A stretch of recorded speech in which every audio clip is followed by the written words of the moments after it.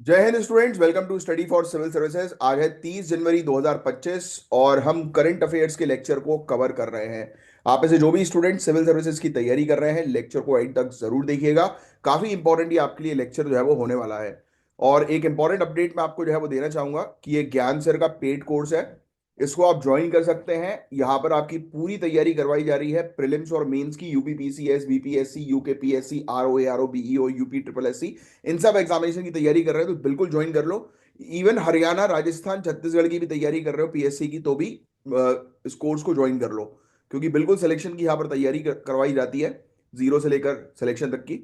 और इस दिए गए नंबर पर कांटेक्ट करके कोर्सेज की इंफॉर्मेशन जो है वो आपको मिल जाएगी। अच्छा, इसके अलावा हमारे टेलीग्राम के चैनल्स भी हैं जिनको आप ज्वाइन कर सकते हो। नीचे डिस्क्रिप्शन पर उसकी लिंक आपको जो है वो मिल जाएगी।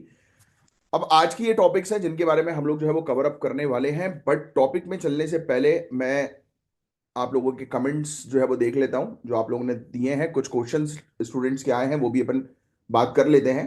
तो ईशा ठाकुर ने आंसर्स दिए हैं, बहुत बढ़िया। प्रीति मिश्रा, बहुत बढ़िया, रेगुलरिटी मेंटेन रख रहे हैं आप लोग बहुत समय से, बहुत अच्छा लगता है आप लोग को देखकर।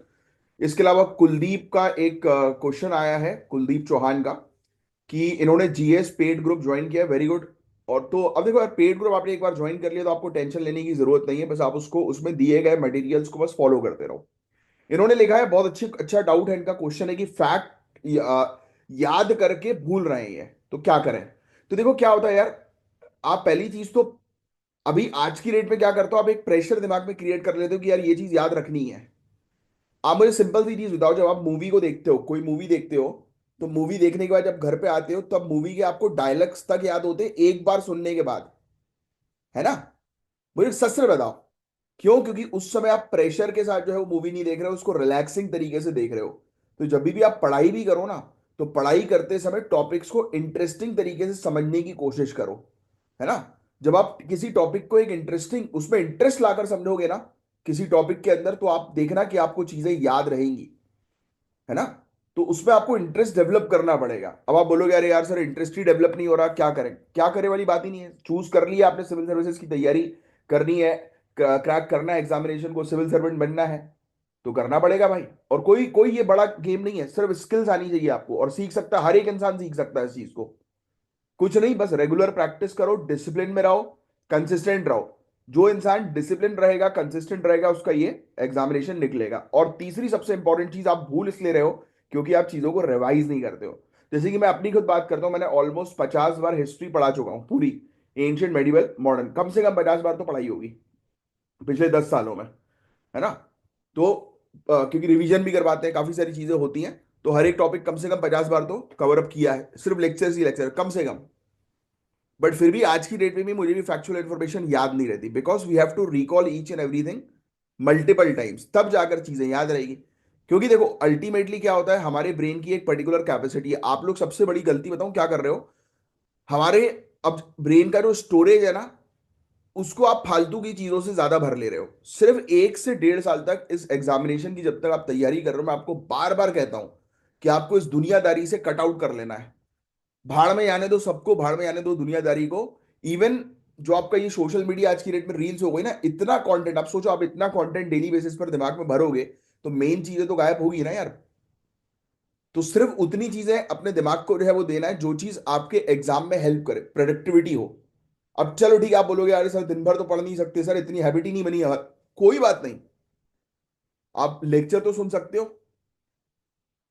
चलो ठीक है, आपको लेक्चर सुनने में मजा नहीं आ रहा, एटलीस्ट कोई अगर जिन लोग को मूवी देखने का शौक है, कोई ऐसी कोई मूवी देख सकता है जिससे, हिस्टोरिकल मूवी, डॉक्यूमेंट्री, जिससे कहीं ना कहीं आपको कुछ ना कुछ नॉलेज मिले, है ना। क्योंकि अल्टीमेटली आज की डेट में आपको अपने दिमाग को सिर्फ ये चीज बतानी है कि आप नॉलेजेबल व्यक्ति हो, आप पावरफुल व्यक्ति हो, आपको चीजें, फैक्ट्स याद रहती हैं, और आपकी सोसाइटी में एक वक्त, एक पहचान है। सिर्फ इस सबकॉन्शियस माइंडसेट को आपको ये डालना है, और देखना ये चीज डालोगे एक दिन संभव हो जाएगा। ऐसे ही नहीं है कि इतने जो सक्सेसफुल लोग हैं, इतने सारे लोगों ने ऐसे ही नहीं बोला है कि जो आप सोचोगे वो आप बन जाओगे। इसके पीछे एक बहुत बड़ा कंसेप्ट है, और वो लॉ ऑफ अट्रैक्शन का पूरा कंसेप्ट है जिस पर आपको काम करना पड़ेगा। मेरी जिंदगी खुद लॉ ऑफ अट्रैक्शन के ऊपर चलती है। एक टाइम पर मेरे पुराने स्टूडेंट से शायद उनको पता हो कि एक टाइम पर जो है वो मैं पूरा कंप्लीटली बेड रिडन था। मैं उठ नहीं पाता था, चल नहीं पाता था, मेरी हालत पूरी खराब हो चुकी थी। मेरे को दिन भर दर्द रहता था और असहनीय दर्द। एक टाइम तो ऐसा भी आया था मेरी लाइफ में, मैंने ऑनलाइन भी बताया था इस चीज को एक अलग से वीडियो बनाकर, कि मैंने डिसाइड कर लिया था या तो 2020 में मेरा दर्द रहेगा या तो मैं रहूंगा। सोचो आप कितनी बड़ी बात, मतलब 2021 की, यानी कि 2020 में मैंने काम करना थोड़ा शुरू किया, फिर 2021 का मैंने बोल दिया या तो दर्द रहेगा या तो मैं रहूंगा। मैं इतना परेशान हो गया था, यानी कि सुसाइडल थॉट्स मेरे अंदर आ चुके थे कि अब जीना ही नहीं है साला इस दर्द में। बट अल्टीमेटली मैंने दर्द के बारे में नहीं सोचा, मैंने ये सोचा कि मेरे को खत्म हो चुका, मैं ठीक हो चुका हूं। तो अब आपको, आपका क्वेश्चन कि आपको फैक्ट्स क्यों नहीं याद हो रहा है, क्योंकि आप दिमाग में उसको ये बोल रहे हो कि मैं भूल रहा हूं यार, मुझे याद नहीं हो रहा है, याद नहीं हो रहा है। चिल रहा हूं ना, बोलो कि हाँ मुझे याद रहेंगी चीजें भाई। हमारी कंट्री इंडिपेंडेंट कब हुई सभी को पता है। इंडिपेंडेंस डे कब मनाया जाता है, रिपब्लिक डे कब मनाया जाता है, ये डे सभी को पता है। रिवोल्ट ऑफ 1857 जिसने एक दो बार पढ़ा होगा उसको उसकी कहानी याद हो गई होगी है, क्योंकि आप चीजों को इंटरेस्टिंग तरीके से पढ़ते हो, तब आपको चीजें समझ में आती है। और इस जर्नी में फैकल्टी का भी एक बड़ा इंपॉर्टेंट जो है वो रोल रहता है कि आपको किस तरीके से समझा रहे हैं। हिस्ट्री जनरली लोगों को बोरिंग लगती है, but history one of the favourite subject है मेरा, क्योंकि उससे इतनी सारी चीजें जो है वो सीखने को मिलती है जिसकी कोई लिमिटेशन ही नहीं है। ठीक है, तो आप टेंशन बिल्कुल मत लो, मल्टीपल टाइम रिवाइज करो, आपको आराम से चीजें जो है वो याद रहेंगी। You don't have to worry, but revise करने के साथ साथ आपको जो है वो क्वेश्चंस की भी प्रैक्टिस करते हुए कंटिन्यूअसली चलना है अपने आप को टेस्ट करने के लिए। ठीक है कुलदीप, और बाकी और कोई आगे इशू आता है तो मुझे बताना। आयुषी सिंह ने भी आंसर्स दिए, बहुत बढ़िया। दीपाली भी रेगुलरिटी फॉलो कर रही है, बहुत बढ़िया यार। पायल भारती तो हमारे रेगुलर स्टूडेंट है ही, सभी लोग रेगुलरली फॉलो कर रहे हैं, बहुत अच्छा लग रहा है आपकी ये कंसिस्टेंसी जो है वो देखकर। वेरी गुड यार, वेरी गुड, फैंटास्टिक। फिर इसके अलावा आकांक्षा अग्निहोत्री, वेरी गुड यार। पंडित राहुल तिवारी ने जो है वो मेंशन किया है कि सर कमेंट यही करना है। हाँ बिल्कुल यार, ये कमेंट बॉक्स पे ही कमेंट करने हैं पूरे के पूरे। फिर गोल्डी ने जो है वो आंसर्स दिए हैं, बहुत बढ़िया यार। आकांक्षा अग्निहोत्री ने भी क्लास जो है वो ज्वाइन कर ली है, और मैं आपकी करंट अफेयर्स क्लास भी डेली, वेरी गुड यार, वेरी गुड आकांक्षा। क्लासेस आपने ज्वाइन कर ली है तो बहुत बढ़िया। और जिन लोगों ने ज्वाइन नहीं की है आप एक बार इस नंबर पर कांटेक्ट कर लीजिए, ये दिए गए नंबर पर, बहुत अफोर्डेबल फीस में आपको अच्छे कोर्सेज अवेलेबल हो जाएंगे। बहुत बढ़िया यार। आयुष गुप्ता, फैंटास्टिक। चलो, और इसके अलावा एक और स्टूडेंट थे, मोहित। मोहित ने भी आंसर्स वगैरह जो है वो दिए हैं। सोनम, वेरी गुड यार, बहुत बढ़िया। चलिए, अब समय बिना वेस्ट किए हम लोग जो है वो सेशन की तरफ जो है वो आगे बढ़ेंगे। तो ये सब पूरे टॉपिक्स हैं जो आज हम लोग जो है वो कवर अप करने वाले हैं। तो सबसे पहला टॉपिक हमारा 76th रिपब्लिक डे से रिलेटेड है। Again a very very important topic. इसमें आपको काफी सारे फैक्ट्स मिलेंगे जो आपको थोड़ा सा ध्यान में रखना है। और फैक्ट्स को याद रखने के लिए बहुत अच्छा क्वेश्चन था। फैक्ट किसी से याद नहीं होते यार, कोई ऐसा नहीं है कि जिसको एक बार में पूरे फैक्ट याद हो गए। टेंशन मत लो, जो भी जिसने टॉप रैंक वन जिसकी आई होगी ना आज की रेट में, मेरे मेरे साथ काफी सारे लोग हैं जो ऑलरेडी सेलेक्ट हुए रहते हैं, और सेलेक्ट होने के बाद उनसे अगर कोई क्वेश्चन पूछ लो, यानी कि उनसे मैं तो आप सिंपली बोल रहा हूँ, जो व्यक्ति है वो सेलेक्ट हुआ है उससे आप वाईकॉम सत्याग्रह पूछ लो, उसको नहीं पता होगा। वो बोलेगा यार आइडिया नहीं है, भूल गया यार। उनसे जैनिज्म के कॉन्सेप्ट पूछ लो वो भूल जाते हैं, बुद्धिज्म के कॉन्सेप्ट पूछ लो भूल जाते हैं। सेलेक्टेड बंदों की बात कर रहा हूँ जो रैंक होल्डर है। तो इट इज वेरी नेचुरल कि सभी लोग अपने फैक्ट्स को भूलते हैं, बट फैक्ट्स को याद रखने के लिए पहला पॉइंट मल्टीपल टाइम्स रिवाइज करना है, क्योंकि आंखों के सामने से जब चीजें बार बार जाती हैं तो वो हमें याद हो जाती है। दूसरा पॉइंट, फालतू डिस्ट्रैक्शन से दूर रहो, अपनी मेमोरी में उतनी चीजें ही स्टोर करो जो आपके लिए काम की है, सिर्फ 1 से 1.5 साल तक। फिर तो भाई एक बार सिलेक्शन हो गया फिर थोड़ा ना ये सब चीजें, फैक्ट्स आप रटते रहोगे, है ना। ऑब्वियसली उसका कोई काम ही नहीं रहेगा फिर उसके बाद इन सब फैक्ट्स वगैरह का। आपको सिलेक्शन तक के लिए ये बेसिक चीजें जो है वो चाहिए बस। तो उसके लिए डिसिप्लिन फॉलो करो। तो देखो यार, 76th रिपब्लिक डे के बारे में हम बात करेंगे जो 26 जनवरी 2025 को स्वर्णिम भारत विरासत और विकास थीम के साथ सेलिब्रेट किया गया। This theme is very very important, लिख लो। थीम क्या है रिपब्लिक डे की, ये थीम जो है वो लिख लेना, गोल्डन इंडिया, स्वर्णिम, स्वर्ण, golden India, heritage and progress. English Hindi दोनों में लिखना ये थीम। ठीक है, तो इसके साथ हम लोग को 76th रिपब्लिक डे हम लोग को देखने को मिला, हेडलाइन में डाल दीजिएगा। ठीक है, अब जो चीज मैं बोलूंगा वही चीज बस आपको नोट डाउन करनी है, बाकी उसके अलावा और कुछ चीज नोट डाउन करने की जरूरत नहीं है ना। नोट्स मैं खुद ही आपको दूंगा, जो भी हाईलाइट करते जा रहा हूं वो चीज नोट डाउन करो बस। ये दिन हमारे संविधान, लोकतंत्र और सॉवरेनिटी का प्रतीक है, कि हम सॉवरेन कंट्री हैं। अब हमारे ऊपर किसी का भी राज नहीं है, जैसे ब्रिटिश राज था ना पहले, अब नहीं है। अब पूरी तरह से स्वतंत्र हैं हम, डेमोक्रेटिक कंट्री है, लोकतंत्र है हमारे यहाँ। राइट, संविधान को हम लोग फॉलो कर रहे हैं, क्योंकि 26 जनवरी को हमने हमारे संविधान को जो है वो लागू किया था। यस। अच्छा, एक क्वेश्चन है छोटा सा मेरा, संविधान को जो है वो हमने अडॉप्ट कब किया था? वो डेट जो है वो कौन सी थी, हमने उसको रेडी करके अडॉप्ट कर दिया, फिर उसको इनैक्ट इनैक्ट तो लागू किया हमने 26 जनवरी को, 26 जनवरी से संविधान लागू हो गया, बट उसको हमने अडॉप्ट कब किया था? और इसका आंसर आपके प्रिएम्बल में लास्ट में लिखा हुआ है। तो बताओ जरा इसका कमेंट बॉक्स में इसका आंसर लिखकर अभी के अभी, और सभी लोग कमेंट्स किया करो, है ना, बहुत जरूरी है। आप जितनी रेगुलरिटी मेंटेन करोगे, कमेंट्स करोगे, उतना आप एक्टिव फील करोगे। और जो फैक्ट्स जो भूलते हैं ना, उसका रीजन यही है, लिखते नहीं हो। लिखोगे तो चीजों चीजें भूलोगे नहीं। ये बचपन से सुनते आ रहे हो। यस। वो इसलिए क्योंकि लिखते हैं हम तो हमारा कंसंट्रेशन पूरा उस चीज पे रहता है, फिर हमें बाद में चीज याद आती है, अच्छा ये लिखा था। और फिर जब गलती करते हो तो और चीजें याद आ जाती है। तो अब कुछ मैं फैक्ट्स बताने जा रहा हूं, जो आपको बहुत सारे फैक्ट्स तो ऑलरेडी पता ही होंगे। 26 जनवरी 1950 को भारत का संविधान लागू हुआ और देश सॉवरेन सोशलिस्ट सेक्युलर और डेमोक्रेटिक रिपब्लिक बना। ये दिन पूर्ण स्वराज की याद दिलाता है, जो 26 जनवरी 1930 को इंडियन नेशनल कांग्रेस ने डिक्लेयर करी थी। क्योंकि जब पूछा गया था कि हम रिपब्लिक डे कब मनाएं, तो ये डेट जो है वो प्रपोज की थी 26 जनवरी। क्यों? क्योंकि इसी से 20 साल पहले हम लोगों ने जो है वो पूर्ण स्वराज जो है वो डिक्लेयर कर दिया था, कंप्लीट इंडिपेंडेंस डिक्लेयर कर दिया था, और हमारे झंडे हमने लहराना जो है वो शुरू कर दिए थे। तो ये बहुत इंपॉर्टेंट फैक्ट है, ये आपको पता ही होगा। और हर साल ऑनरेबल प्रेसिडेंट ऑफ इंडिया तिरंगा लहराकर उस दिन की इंपॉर्टेंस को हाईलाइट करते हैं। एक बड़ी इंपॉर्टेंट चीज मैं आपको समझाता हूं।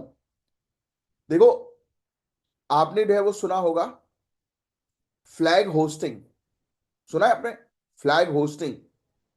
और दूसरा आपने सुना होगा फ्लैग अनफर्ल, है ना? एक होता है फ्लैग होस्टिंग और दूसरा होता है फ्लैग अनफर्ल। यहां पर आपको देखने को मिल रहा है प्रेसिडेंट ऑफ इंडिया है। अच्छा, एक काम करता हूं, इसके बारे में कल ही बताऊंगा मैं आपको। फ्लैग होस्टिंग अभी देखते हैं आप लोग को कितना पता है इसके बारे में, और आप कितनी रिसर्च करते हैं, है ना? तो फ्लैग होस्टिंग और फ्लैग अनफर्ल, इसके बीच में डिफरेंस क्या है? और एक सिंपल सी चीज बताओ कि 15 अगस्त इंडिपेंडेंस डे वाले दिन हमारे ऑनरेबल प्राइम मिनिस्टर जो है वो इन्वॉल्व रहते हैं फ्लैग होस्टिंग में, बट 26 जनवरी के समय पर ऑनरेबल प्रेसिडेंट जो है वो फ्लैग अनफर्ल करते हैं। क्यों?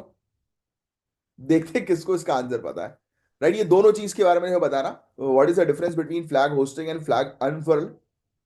राइट, और दूसरा डिफरेंस कि 15 अगस्त को आप देखेंगे कि प्राइम मिनिस्टर ने जो है वो फ्लैग होस्ट किया। राइट, और 26 जनवरी को आप देखेंगे कि ऑनरेबल प्रेसिडेंट ने जो है वो फ्लैग अनफर्ल किया। तो ऐसा क्यों? एक समय प्रेसिडेंट, एक समय ऑनरेबल प्राइम मिनिस्टर, ये इसके पीछे कोई लॉजिक है या फिर ऐसे ही रख दिया? अब ये इसके बारे में आप आज सोचो। जिसको पता है बहुत अच्छी बात है, जिसको नहीं पता एक बार कमेंट बॉक्स में देख लेना, लोगों के आंसर से आपको रेफरेंस मिल जाएगा, या सर्च करो। फिर मैं इसके बारे में कल बताऊंगा, और देखते हैं कौन सही आंसर देगा इसका। Let's check. अब 1930 से लेकर गाइस 1947 तक 26 जनवरी को इंडिपेंडेंस डे के रूप में मनाया जाता है, मतलब मनाया जाता था 1930 से लेकर 1947 तक, याद रखना। अगर क्वेश्चन आ जाए कि before 1947 26 January was celebrated as Independence Day, तो बिल्कुल करेक्ट है। ये देखो कितना इंपॉर्टेंट फैक्ट मिल गया। 1930 से लेकर 1947 तक इंडिपेंडेंस डे ऑब्जर्व किया जाता था 26 जनवरी को। अब जो स्टूडेंट सिविल सर्विसेज की तैयारी कर रहे हैं, मैं मतलब आपके फ्रेंड्स एस्पिरेंट्स जो कहीं से भी तैयारी कर रहे हैं, सीरियसली उतनी तैयारी नहीं हो रही है, उनसे बस इतना पूछ लेना, ये जो मैंने भी क्वेश्चन पूछा था, फ्लैग अनफल फ्लैग होस्ट, वो बोलेंगे आए बैंगन। तो ये चीज है। फिर 1947 के बाद ये दिन एक कॉलोनियल कंट्री से रिपब्लिक बनने का प्रतीक बना, कि हाँ भाई, आज के दिन हम पूरी तरह से सॉवरेन हो चुके हैं। संप्रभुता और लोकतांत्रिक आदर्शों का समावेश है ये दिन। तो बस यही चीज आपको थोड़ी सी ध्यान में रखनी है। अब सुनो और कुछ, अभी जो 76 रिपब्लिक डे हुआ उसमें क्या क्या चीजें हुई हैं, तो आइए उस पर जो है वो चर्चा कर लेते हैं। टैब्ल्यू का मतलब पता है? झांकी, देखो हिंदी में लिखा हुआ है ना, तो ये टर्म भी थोड़ा सा ध्यान रखना। तो ट्राई सर्विस टेबिल्यू आर्मी नेवी और एयरफोर्स की हमें देखने को मिली। आप में से काफी सारे लोगों ने इसका लाइव टेलीकास्ट भी देखा होगा। तो पहली बार एक ट्राई सर्विस टेबिल्यू दिखाया गया जो सशक्त और सुरक्षित भारत थीम पर था। अर्जुन मेन बैटल टैंक, तेजस एम के second fighter jet, advance light helicopter, INS Visakhapatnam, ऐसे स्वदेशी इंडिया में बनी गई डिफेंस टेक्नोलॉजी शोकेस की गई थी। राइट। तो ये थीम भी थोड़ी सी जो है वो ध्यान में रखना, स्ट्रॉन्ग एंड सिक्योर इंडिया। ये हमारी सर्विस झांकी की थीम थी, है आर्मी नेवी और एयरफोर्स की। ठीक है। फिर डीआरडीओ की झांकी के बारे में बात करें तो रक्षा कवच थीम के साथ डीआरडीओ ने अपनी कटिंग एज टेक्नोलॉजी जो है वो दिखाई है। स्टेट पीएससी इस प्रकार की थीम्स ये सब पूछ लेते हैं झांकी से रिलेटेड, डीआरडीओ की क्या थीम थी। तो Raksha Kavach, multi layered protection against multi domain threats. तो ये फैक्ट थोड़ा सा ध्यान में रखना। फिर quick reaction surface to air missile, drone detection system, light weight torpedo, ऐसे डिफेंस इनोवेशन परेड का हिस्सा जो है वो बने। टॉर्पीडोज को तो देखकर मजा ही आ जाता है। इंडिजीनियस अनमैन्ड एरियल सिस्टम, ये सब चीजें। फिर इसके अलावा भारत के कल्चरल हेरिटेज और प्रोग्रेस को दिखाने के लिए अलग अलग राज्य और यूनियन टेरिटरी से झांकियां परेड में शामिल हुई। तो ये भी एक इंपॉर्टेंट चीज हम लोग को जो है वो देखने को मिली यहां पर। जैसे कि Andhra Pradesh eco friendly wooden toys जो है वो हम लोग को इटी कोपका का जो है वो देखने को मिला। राइट। तो ये फैक्ट भी ध्यान में रखना, एटी कोपका, इससे जो है वो इको फ्रेंडली वुडन टॉयज हम लोग को आंध्र प्रदेश की तरफ से देखने को मिले। और पता है टॉय इंडस्ट्री बहुत तेजी से ग्रो करने वाली है इन फ्यूचर, और ग्रो कर ही रही है इंडिया की टॉय इंडस्ट्री। फिर बिहार के बारे में बात करें तो नालंदा का बुद्धिस्ट हेरिटेज, चंडीगढ़ के बारे में बात करें तो हेरिटेज और सस्टेनेबिलिटी को दिखाया है। गोवा के अंदर अ, द्विजा फेस्टिवल और कावी आर्ट, ये बहुत इंपॉर्टेंट है, ये चीज आपसे पूछ सकते हैं गोवा की। कावी आर्ट फ्रॉम और द्विजा फेस्टिवल जो है वो कहाँ का, गोवा का, याद रखना बहुत इंपॉर्टेंट है। फिर कर्नाटक के अंदर Lakkundi Jain cultural hub. Right, Lakkundi ध्यान में रखना, कर्नाटक से एसोसिएटेड। ऐसे question choose the correct pair match the following में आएंगे। फिर इसके अलावा मध्य प्रदेश कूनो नेशनल पार्क और वहां के चीता कंजर्वेशन को हाईलाइट जो है वो किया। तो कूनो नेशनल पार्क पहले भी पूछा जा चुका है, कहां पर है, मध्य प्रदेश। राइट। तो ऐसी चीजें अक्सर एग्जामिनेशन में जो है आएंगी। उत्तर प्रदेश यूपीपीसीएस की तैयारी करो तो महाकुंभ तो आपको पता ही है, प्रयागराज बहुत बुरी स्थिति हो रही है, कल ही बहुत सारे लोगों की जान चली गई, 40 से ज्यादा लोग जो है वो मर गए। बहुत भगदड़ मच रही है भैया। मन तो मेरा भी है, मेरी फैमिली का भी है, कुंभ जो है वो जाने का, बट एक तो हमारे मेरे पास दौलत है, तो उसको बेचारे को छोड़ के जाने का मेरा मन नहीं करता। और दौलत को तो कौन ही छोड़ता है? देखो दौलत का नाम भी मैंने लॉ ऑफ अट्रैक्शन के थ्रू लगा है। लोग मुझसे पूछते हैं यार बड़ा यूनिक नाम है, कभी हमने किसी डॉग का नाम नहीं देखा कि दौलत है। मैं एक्चुअली जब दौलत को परचेज किया था तब एक गाना बज रहा था मेरी कार में, वो मेरा फेवरेट गाना है, one of the favourite song. उसमें वो आपने सुना होगा, चांद तारे तोड़ लाऊं। तो उसमें एक लाइन है, सारी दौलत सारी ताकत सारी दुनिया पर हुकूमत, बस इतना सा ख्वाब है। तो जब वो दौलत आया था तो मेरा छोटा भाई बोला था डॉलर नाम रखते हैं। मैंने कहा डॉलर तो बहुत कॉमन हो गया है। मैंने कहा अपन को डॉलर नहीं, अपन को दौलत चाहिए। तो अपन बोलते हैं दौलत आ दौलत आ। तो एक दिन सरस्वती माँ विराजमानेंगी और मैं बोलूंगा दौलत आ, और भर जाएगा मेरा पूरा कमरा पैसों से। तो उत्तर प्रदेश, राइट, महाकुंभ। वेस्ट बंगाल के अंदर भी हम लोग को रहे वो देखने को मिला कि लक्ष्मीर भंडार और लोक प्रसार प्रकल्प। तो ये बहुत इंपॉर्टेंट, देखो ये सब चीजें जो होती है ना ये आएंगी choose the correct pair match the following में। महाकुंभ तो आपको याद ही, जो याद नहीं है वो लिखना है ना। चंडीगढ़ के अंदर फिल्म प्रोडक्शन के कंट्रीब्यूशन की बात की गई, इसमें कुछ खास नहीं दिख रहा था। नालंदा बिहार तो आपको ऑलरेडी पता है, याद रखने की जरूरत नहीं। ये सब चीजें थोड़ी सी याद रखने की आवश्यकता है जो मैंने अभी हाईलाइट करी है। ठीक है, इसके नोट्स बनाना है।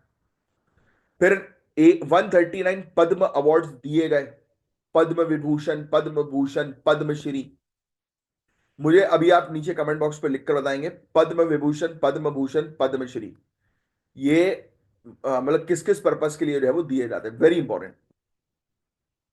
ठीक है। फिर 93 आर्म फोर्सेस को गैलेंट्री अवार्ड मिले, जिसमें कीर्ति चक्र, शौर्य चक्र, सेना मेडल, अगेन इनके बारे में मुझे आपको जो है वो लिख कर बताना है। ठीक है। 305 डिफेंस पर्सनल को परम विशिष्ट सेवा मेडल और विशिष्ट सेवा मेडल से सम्मानित किया गया, इससे रिलेटेड भी। और वीर चक्र तो वो तो आ ही चुका है पहले। तो ये फैक्ट जो है वो थोड़ा सा ध्यान में रखना। परम वीर चक्र, महावीर चक्र और वीर चक्र, और ये डिफेंस पर्सनल को ये सब मेडल। तो इनके बारे में आप मुझे डिटेल में लिखकर बताएंगे एक एक चीज के बारे में, और उसके अलग से अपने पास नोट्स भी बनाएंगे। 942 पुलिस और फायर पर्सनल और 49 सिविलियंस को ब्रेवरी अवार्ड दिए गए। पहली बार केरल के मानन ट्राइब किंग ने रिपब्लिक डे सेलिब्रेशन में पार्टिसिपेट किया। बहुत इंपॉर्टेंट, 200%, 200% एग्जाम में इसका क्वेश्चन जो है वो आएगा। मानन ट्राइबल किंग या मानन ट्राइबल ग्रुप कहां की है? केरल की है। 200% आएगा, देख लेना, किसी ना किसी स्टेट पीएससी और यूपीएससी भी पूछ सकती है।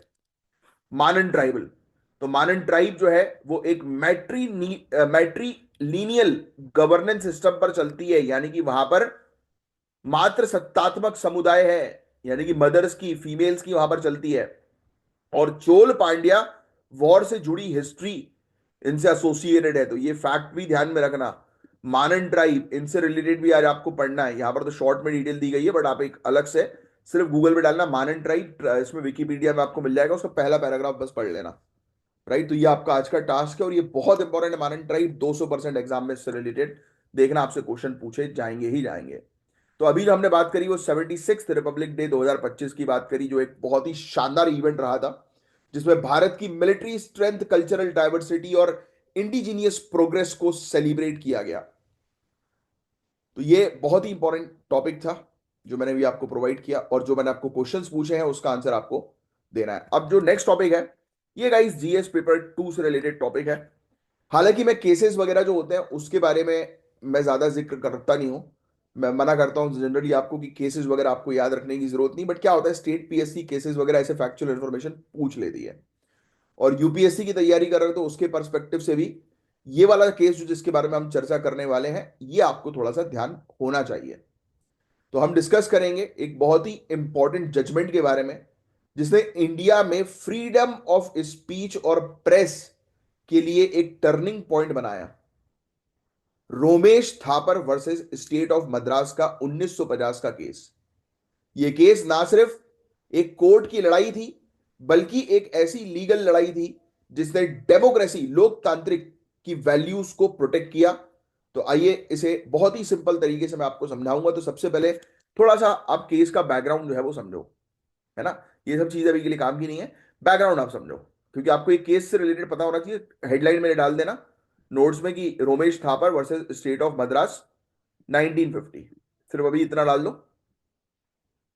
ठीक है, आपको केस समझना है बस, क्योंकि ये चीज आएगी एग्जाम में। तो 1950 में रोमेश थापड़ एक जर्नलिस्ट और एडिटर थे जो क्रॉस रोड्स मैगजीन पब्लिश करते थे। तो पता है अब कैसा क्वेश्चन पीएससी पूछ सकती है? अब ये न्यूज में आ गया कि क्रॉस रोड मैगजीन किसके द्वारा पब्लिश की जाती है, तो रोमेश थापड़। देखो ये आंसर मिल गया आपको, याद याद रख लेना। राइट, तो ये पब्लिश करते थे, और ये मैगजीन गवर्नमेंट पॉलिसीज पर क्रिटिसाइज करती थी, यानी कि आलोचनाएं करती थी गवर्नमेंट की स्कीम्स पॉलिसीज के ऊपर। अब मद्रास सरकार ने Madras maintenance of public order act के अंडर मैगजीन को बैन कर दिया। मद्रास सरकार का कहना था कि ये पब्लिक ऑर्डर को थ्रेटन कर रहा है, पब्लिक ऑर्डर के लिए खतरा है। तो ब्रैकेट में डाल देना Madras maintenance of public order act, और फिर डैश बैन दिस मैगजीन। तो ये बैन कर दिया। अब होता क्या है, थापड़ जी ने बोला कि यार ये तो गलत है, और ऑब्वियस सी बात है कि आप जो है वो जर्नलिस्ट या प्रेस की बातें जो है बाहर लेकर नहीं आ रहे हो पब्लिक के बीच में। तो थापड़ ने इसको article 19 clause 1A freedom of speech and expression का उल्लंघन बताया, और ऑनरेबल सुप्रीम कोर्ट के समक्ष जो है वो केस को रख दिया।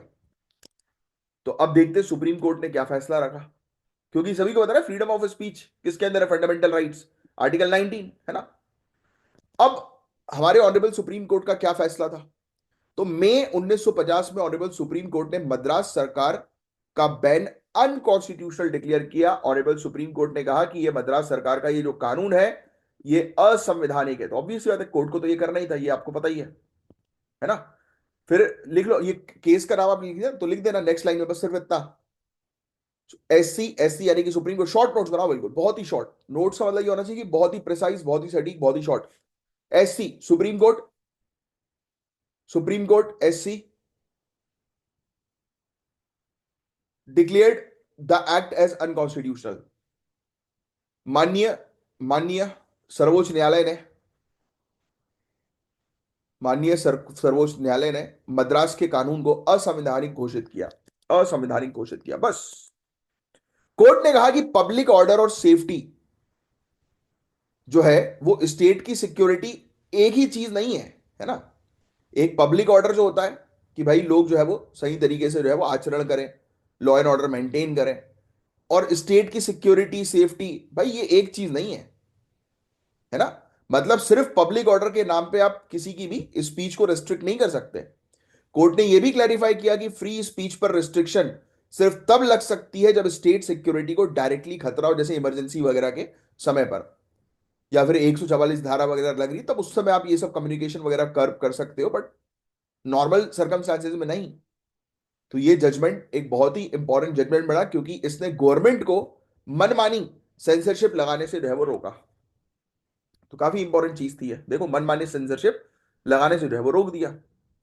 अब इंपॉर्टेंट क्यों है? क्योंकि देखो, प्रेस फ्रीडम की प्रोटेक्शन हुई यहां पर। इस केस की वजह से मीडिया और जर्नलिज्म को प्रोटेक्शन मिली, जो बहुत ही नेचुरल है, ये लिखने की जरूरत नहीं है आपको। ऑनरेबल सुप्रीम कोर्ट ने दिखाया कि फंडामेंटल राइट्स को प्रोटेक्ट करना उसका काम है, जो ऑनरेबल सुप्रीम कोर्ट करती है। और गवर्नमेंट की मनमानी शक्तियों को लिमिट भी किया। और ये जजमेंट फ्यूचर केसेस के लिए एक बेस बना, आधार बना, जैसे bridge Bhushan versus state of Delhi 1950 का केस, सकल पेपर्स 1961, बेनेट कोलमैन 1973। तो ऐसे फ्यूचर जो केसेस थे उसके लिए भी एक गाइडलाइंस के तौर पर जो है ये उभर कर आया। तो ये सब केसेस वगैरह, ये जो लिखे हुए हैं यहाँ पर नीचे, ये जैसे कि Shreya single versus union of India, ये सब याद याद रखने की जरूरत नहीं है, इंपॉर्टेंट नहीं है आपके लिए उतना। बट एक केस और था, फर्स्ट कॉन्स्टिट्यूशनल अमेंडमेंट 1951। ये आपको समझना जरूरी है। फर्स्ट कॉन्स्टिट्यूशनल अमेंडमेंट 1951, एक मिनट रुकना। ये अब क्या होता है, अब यहां पर कोर्ट और गवर्नमेंट के बीच में तो वो चलती है भाई, टसल। आपने कई बार जो है वो देखा होगा, जब पॉलिटी पढ़ोगे तो बड़ा इंटरेस्टिंग चीज आपको समझ में आएगी कि किस प्रकार से कोर्ट और पार्लियामेंट आपस में लड़ी हैं, है ना। तो एक केस और बड़ा चैलेंज लेकर आ गया, फर्स्ट कॉन्स्टिट्यूशनल अमेंडमेंट 1951 के बाद। तो गवर्नमेंट ने 1951 में पहला कॉन्स्टिट्यूशनल अमेंडमेंट पास किया, जिसमें फ्री स्पीच पर रीजनेबल रिस्ट्रिक्शन ऐड कर दी है। तो आपको ऑलरेडी पता है वैसे तो, अगर कहा जाए कि फंडामेंटल राइट्स जो है हमारी, वो एब्सोल्यूट नहीं है, यानी कि 100% नहीं है ना। ऑब्वियसली वेदर रीजनेबल रिस्ट्रिक्शंस, उसके ऊपर हम लोग को जो है वो देखने को मिलते हैं। उचित प्रतिबंध जिसको हम लोग कहते हैं, रीजनेबल रिस्ट्रिक्शन। इन्होंने ये चीज ऐड कर दी, इन्होंने बोला कि हर चीज भाई एब्सोल्यूट नहीं है, हर चीज में लिमिटेशन है, रिस्ट्रिक्शन है। अब public order, relations with foreign states और इंसाइटमेंट टू ऑफेंस के बेसिस पर रेस्ट्रिक्शंस लगाई जा सकती थी। मतलब किन किन चीजों के आधार पर, ये ध्यान में रखना। ये अभी लिखने की जरूरत नहीं है आपको, ये आप पढ़ लोगे ऑलरेडी। ये जब पॉलिटी पढ़ आपको कवर करवाई जाएगी ना, आप अगर कोर्स में हो तो, या फिर कहीं से भी आप पॉलिटी पढ़ रहे हो तो उसमें ये चीज है। अगर नहीं है तो सिर्फ टाइटल डाल देना, सामने वाले से मांगना कि भाई हमें फर्स्ट कॉन्स्टिट्यूशन अमेंडमेंट एक्ट के बारे में पढ़ाओ, ये बहुत इंपॉर्टेंट है। क्योंकि तो इसके अंदर रीजनेबल रिस्ट्रिक्शन जो है उन्होंने लगाया। और इनने बोला, ये एक बार पता है क्वेश्चन आ भी चुका है प्रीलिम्स के अंदर, कि public order, incitement to offence and relations with foreign states. तो इनने बोला कि भाई इन चीज के आधार पर हम रिस्ट्रिक्शन लगा सकते हैं। किस चीज के आधार पर? पब्लिक ऑर्डर यानी कि सार्वजनिक व्यवस्था, अपराध के लिए उकसाना और विदेशी राज्यों के साथ संबंध। ऐसी कोई चीज अगर कर रहा है कोई व्यक्ति जो है, पब्लिक ऑर्डर को डिस्टर्ब कर रहा है या भड़का रहा है जनता को, या फॉरेन कंट्रीज के साथ रिलेशंस ऐसे क्रिएट कर रहा है जो कि इंडिया की सिक्योरिटी के लिए गड़बड़ है, तो हम रिस्ट्रिक्शंस लगा सकते हैं, इवन इन फंडामेंटल राइट्स या फिर किसी भी चीज में। तो ये चीज यहां पर गवर्नमेंट ने रख दी। मतलब गवर्नमेंट ने अपनी पावर वापस पाने की कोशिश करी, मगर रोमेश थापड़ केस का इंपैक्ट हमेशा रहा, क्योंकि कहीं ना कहीं इस केस के थ्रू जो है वो फायदा तो मिला ही है। तो ये फर्स्ट कॉन्स्टिट्यूशनल अमेंडमेंट एक्ट भी आपको बहुत अच्छे से पता होना चाहिए। आज भी फ्रीडम ऑफ स्पीच का जो मुद्दा है ये हमेशा आपको न्यूज में देखने को मिलेगा। जैसे मैं अभी आपको Shreya single versus union of India के केस के बारे में बता रहा था, इसमें ऑनरेबल सुप्रीम कोर्ट ने सेक्शन 66A आईटी एक्ट को अनकॉन्स्टिट्यूशनल डिक्लेयर किया, जो ऑनलाइन स्पीच रिस्ट्रिक्ट करता था, है ना। तो ये लेटेस्ट वाला है श्रेया सिंगल वाला। ये चाहो तो जो है वो लिख लो सिर्फ इतना कि ये एक केस है, क्योंकि ये देखो ये एक बार पूछा भी जा चुका है वैसे तो सुप्रीम कोर्ट ने ये आईटी एक्ट जो था उसका सेक्शन 66A, जिसके तहत कोई भी व्यक्ति ऑनलाइन में कोई चीज एक्सप्रेस करेगा तो उसको जेल भेज दिया जाएगा। तो ऐसी जो चीजें हो रही थी पहले, जिसमें बहुत सारे लोग को जेल भी हुई थी, तो इस चीज को रहे असंवैधानिक ऑनरेबल सुप्रीम कोर्ट ने डिक्लेयर किया। ये इंपॉर्टेंट है थोड़ा सा।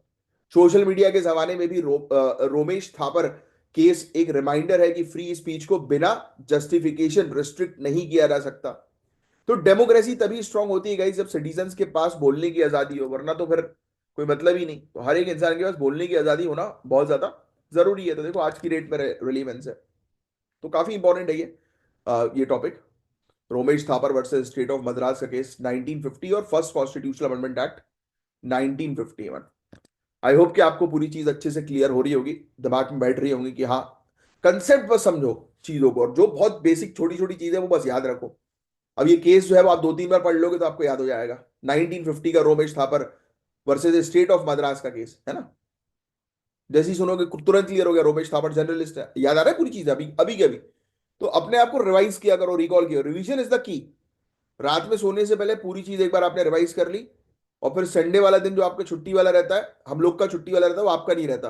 आपको जो है वो उस दिन जो है वो बैठकर पूरी चीजें जो पिछले हफ्ते में आपने पढ़ी है वो पूरी की पूरी चीज एक ईगल बर्ड व्यू के तौर पर पेज पलटने हैं, बस और कुछ नहीं। इसलिए तो बोलता हूं लिखो नोट्स, कमेंट्स करो। कमेंट्स करोगे लिखोगे तो कॉन्सेंट्रेटेड रहोगे। एडहॉक, एडहॉक का मतलब क्या है कमेंट बॉक्स में लिख कर बताओ। सुना होगा आपने एडहॉक कमेटी, तो यहां पर एडहॉक जज की बात हो रही, टेम्पररी जज। अभी सुनने वाला टॉपिक है, ध्यान से सुनो इसके बारे में। तो इंडियन जुडिशरी की एफिशिएंसी को डायरेक्टली इंपैक्ट करेगा ये, कि और बेहतर तरीके से जुडिशरी काम करे, क्योंकि आपको पता है यार जुडिशरी में अभी जजेस की काफी ज्यादा कमी है। तो हम बात करेंगे एडहॉक जजेस इन इंडिया के टॉपिक के बारे में। तो अभी ऑनरेबल सुप्रीम कोर्ट ने एक नया प्रपोजल सजेस्ट किया है, जिसमें उन्होंने बोला है कि रिटायर्ड जजेस को टेम्पररी बेसिस पर, एडहॉक बेसिस पर अपॉइंट करने की बात की गई। अच्छा अब देखो, मैंने आपको एडहॉक बता दिया, अब आपको क्लियर है दिमाग में कि एडहॉक मतलब टेम्पररी होता है। तो जहां पर भी टेम्पररी वर्ड यूज करना है वहां पर एडहॉक यूज करना शुरू करो, राइट। तो अच्छा रहेगा। मतलब किसी भी पर्पस के लिए ना, कि कोई टेम्पररी चीज आपको करनी है तो आप बोल दो कि भाई एडहॉक तरीके, एडहॉक ये हम यूज करेंगे, है ना। तो उससे अच्छा रहेगा, मतलब प्रोफेशनल बनो थोड़ा सा अपनी लैंग्वेज में, अपनी पर्सनालिटी में, अपने रहन सहन में, दिखने में, राइट। थोड़ा प्रोफेशनल दिखो आप। कि आपको, आप कभी भी नोटिस करना, एक रूम के अंदर जब एक अधिकारी एंटर होता है ना, बना हुआ अधिकारी, वो मुंह से नहीं बोलता कि I am an IAS officer और I am an IPS officer वगैरह। क्या बोलता है किसी अधिकारी को सुना है बोलते हुए, अनटिल अनलेस कि उससे ना पूछा गया हो? बोला है, सुना है नहीं। देख रहे हैं आप, जब वो एंटर होते हैं ना तो उनका ऑरा ही इतना तेज होता है, उनकी पर्सनालिटी इतनी होती है कि देखकर ही समझ में आ जाती है कि यार ये अधिकारी। कई बार आप कुछ लोगों से बात करते हैं, उनके कॉन्वर्सेशन में क्लियर हो जाता है कि यार ये अधिकारी लेवल के व्यक्ति हैं। तो दिस इज द पर्सनालिटी। ये एग्जाम उन लोगों को ढूंढ रहा है जिन लोगों के अंदर ये क्वालिटी है। तो भैया आप अपनी क्वालिटी डेवलप करो ना, यही लोग गलती कर देते हैं। ये एग्जाम पढ़ाई करने का नहीं है, पढ़ाई तो हो जाएगी। ये एग्जाम पर्सनालिटी डेवलप करने का है, कि आपके अंदर वो अधिकारी वाली पर्सनालिटी है कि नहीं। इस एग्जाम को अगर सिर्फ पढ़ाई पढ़ाई पढ़ाई चाहिए होती तो लिख देते कि भाई सिर्फ आईआईटीएन चाहिए हमें, जिसके 99% से कम है तो वो मत आना। बट ऐसा नहीं है। आपका जो ये एग्जाम दिमाग लगाने वाला एग्जाम है, इसके प्रीलिम्स के जो क्वेश्चंस भी आते हैं, हालांकि थोड़े से चलो ठीक है फैक्चुअल होते हैं, चैलेंजिंग आपके लिए थोड़ा सा प्रीलिम्स है। मेंस देखिए आप, तो आपको जो है वो समझ में आएगा कि ये सब चीजें पढ़ाई क्यों जाती है, बिकॉज टू इंश्योर कि आपके अंदर ये सब एडमिनिस्ट्रेटिव स्किल्स डेवलप हो। आपका इंटरव्यू नहीं होता है, आपका होता है पर्सनालिटी टेस्ट। देखना आप नोटिफिकेशन में जाकर, इंटरव्यू नहीं लिखा रहता, पर्सनालिटी टेस्ट लिखा रहता है। क्यों लिखा रहता है? स्पेसिफाइड है, आपकी पर्सनालिटी देखनी है उनको कि आपके अंदर अधिकारी क्वालिटी है कि नहीं। तो बनो, आज से बनो। आज से सोच लो कि मैं एक अधिकारी हूं, तो देख रहे आप डिसिप्लिन रहोगे भाई।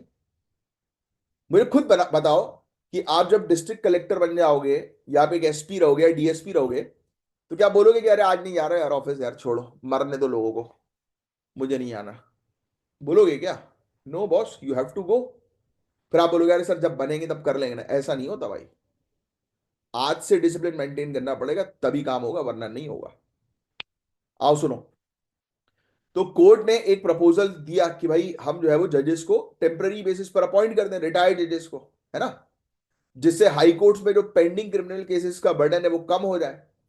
तो आओ इसी को डिटेल में डिस्कस करेंगे कि क्या इसमें कोई कॉन्स्टिट्यूशनल हमारे पास विंडो है क्या ऐसा करने की, या कोई लीगल विंडो है क्या ऐसा करने की। तो आओ बात करते हैं। तो सबसे पहले ये समझना जरूरी है कि एडहॉक जजेस होते कौन है।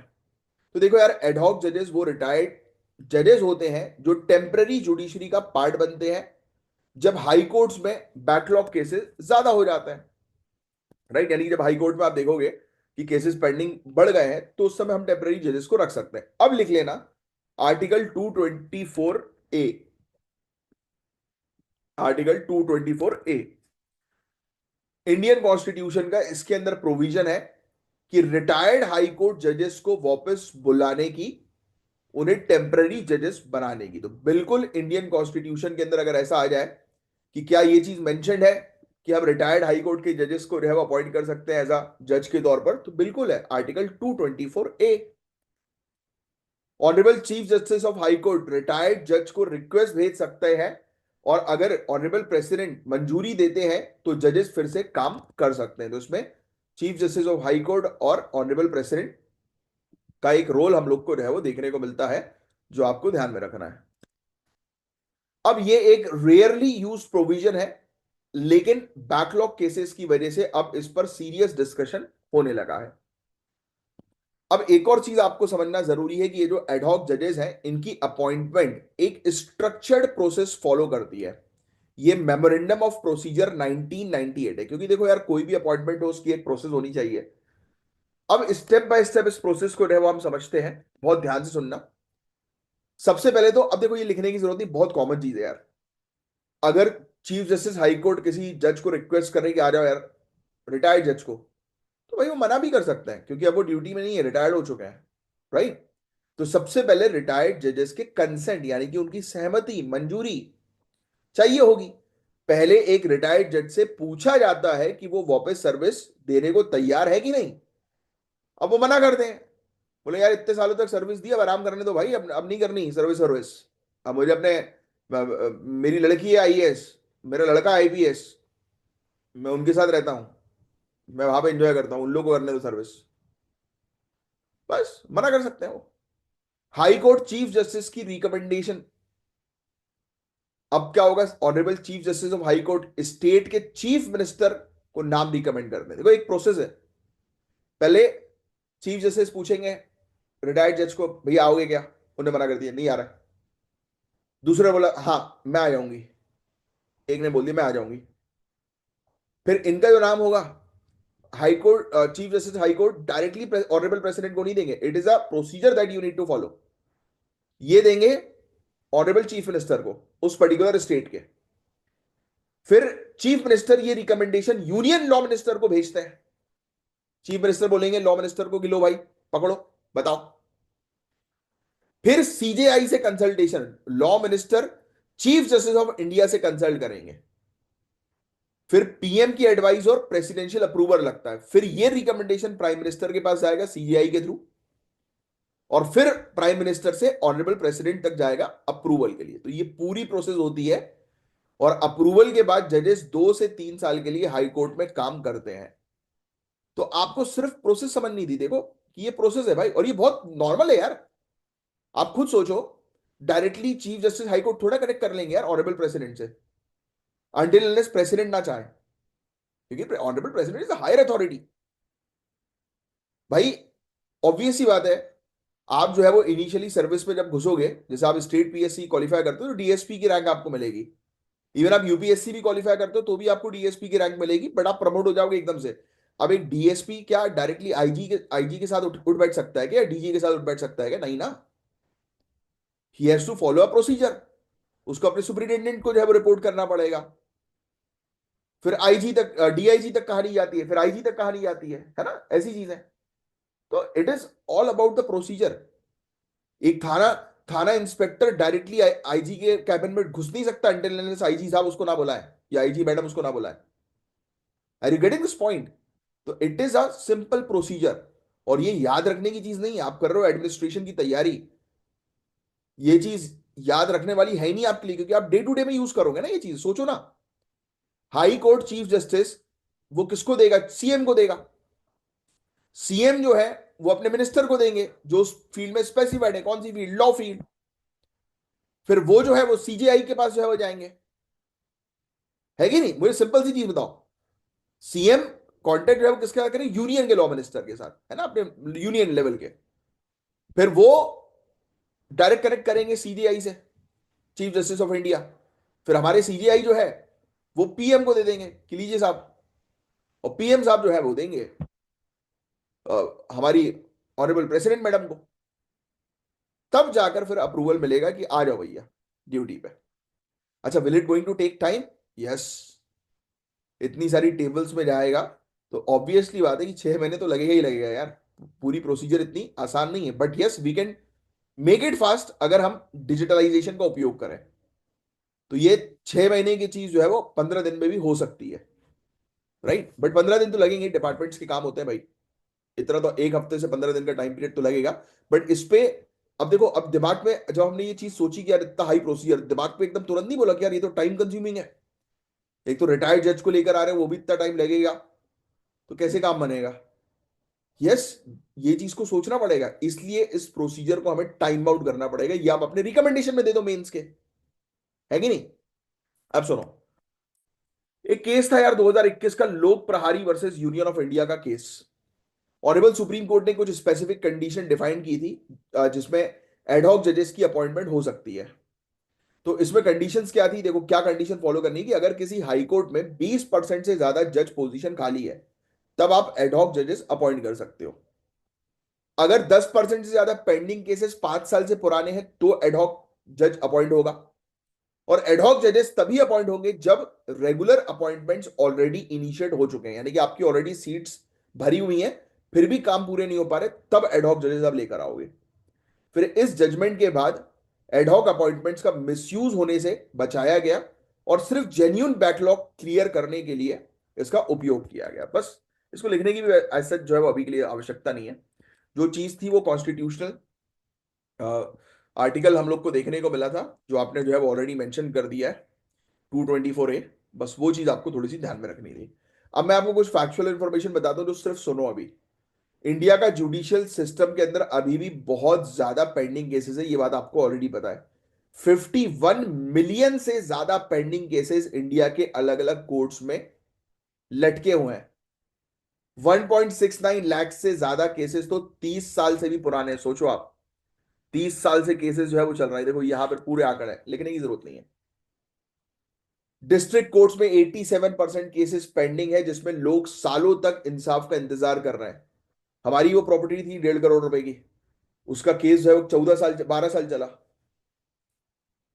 तो वही चीज है। बट हाँ, फाइनली अल्टीमेटली जस्टिस जो है वो मिल गया, सामने वाले जो अपराधी थे उनको सजा हो गई, जेल चले गए, हमें प्रॉपर्टी वापस मिल गई। तो है, जुडिशरी में टाइम तो लगता है बट न्याय तो मिलता है भाई। अन्याय होता नहीं है, बट हाँ इनिशियल स्टेज पे कई बार अन्याय भी होता है, जो रियल टाइम बेसिस पे मैंने फेस किया। लोग बोलते हैं करप्शन खत्म करो, करप्शन खत्म करो। अरे भैया, जज के नीचे बैठा हुआ जो बाबू है, सबसे पहले तो वहीं से करप्शन खत्म करना पड़ेगा ना। पेशी बढ़ाने के लिए पैसा लेता है वो, फाइल को सरकाने के लिए पैसा लेता है, ऊपर करने के लिए पैसा लेता है कि नहीं? कभी जाना कोर्ट में देखना, जज की नाक के नीचे करप्शन हो रहा होता है।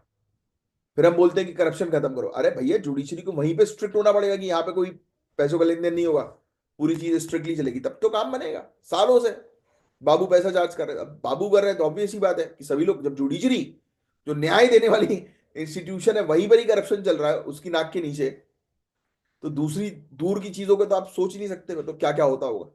और होता ही है। जुडिशियल डिले की वजह से 1.5 से 2% जीडीपी का इकोनॉमिक लॉस होता है। रूल ऑफ लॉ इंडेक्स में इंडिया का रैंक सिविल जस्टिस में 111th और क्रिमिनल जस्टिस में 93rd है, जो एक सीरियस कंसर्न है।